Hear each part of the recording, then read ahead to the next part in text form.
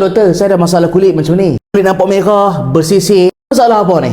Apa lagi? Dengan bersisik sendi dekat jari, gatal. Kat TikTok ada krim Cina, boleh tak pakai? Dia kata bagus, pakai 2-3 hari hilang. Pasal krim Cina kuning ni, aku dah pernah buat video dah, rasanya 4 tahun lepas. Saya tak tahu ada apa dalam ni, sebab bagus sangat. Ni tak buat lab test. Kalau ada lab test, tunjuk kat aku. Aku takut ada steroid. Sebab pakai 2-3 hari, hilang weh. Nampak macam ada something. Tak bohong kan, kalau refer kajian saintifik sekalipun, kebanyakan Chinese herbal creams ada steroid jenis dexamethasone weh. Steroid jangan buat main-main korang. Sebab apa?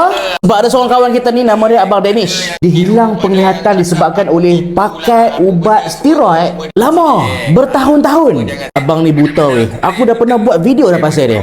Even dia pun ada masalah yang sama. Macam mana steroid boleh menjahanamkan mata senang saja. Tak kisahlah ubat steroid tu sapu ke telan ke ataupun ubat titik mata ke, long term use, memang kajian dah habaq dah, boleh induced glaucoma. Glaucoma tu apa? Senang je nak faham. Tekanan dalam biji mata yang mengakibatkan nampak tu kuning-kuning ni. Yang ni saraf optik. Jadi lah rupa saraf optik bila doktor teropong dekat mata korang. Saraf optik rosak disebabkan oleh intraocular pressure dalam biji mata meningkat. Sebab tu hang boleh buta weh. Steroid boleh buat benda tu. Bukan glaukoma saja. Kajian mengatakan New England Journal of Medicine, penggunaan steroid boleh menyebabkan cataract. Tahu cataract tu apa? Cataract tu menyebabkan kantong mata hang jadi cloudy, jadi kelabu. Tahu macam ni, macam mana cahaya nak masuk mata? So hang tak boleh nampak. Tak pasal-pasal pula nak kena buat surgery. Cataract surgery, intraocular lens implant. Bukan masalah krim Cina saja. Even ubat hospital sekalipun, prednisolone, betamethasone, apa lagi? Dexamethasone. Tolonglah jangan makan tanpa doktor.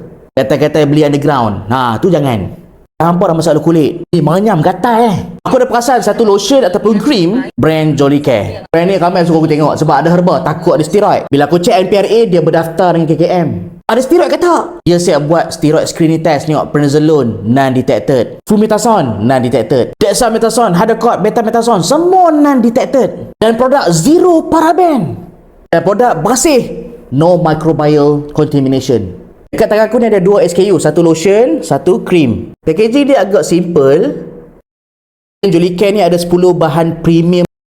Contoh daun mint, gotu kola. Gotu kola tu daun gagal lah, Centella asiatica. Bunga chamomile, mugwort, tea oil. Herba-herba dia pakai tu memang zero steroid. So tadi semua herbs tu adalah sifat anti radang, anti itching, moisturization. Sangat sesuai untuk kulit-kulit yang macam ni. Jolly Care lotion kau boleh pakai satu badan. Dia tak pekat sangat, sejuk je. Tak berminyak. Jolly Care cream. Tekstur dia tekstur cream lah, biasalah tebal. Tekstur nice. Gatal, pedih. Try cream yang bukan guna synthetic drugs ataupun ubat. Ini herb je tau. Selamat ada lab test Jolly Care.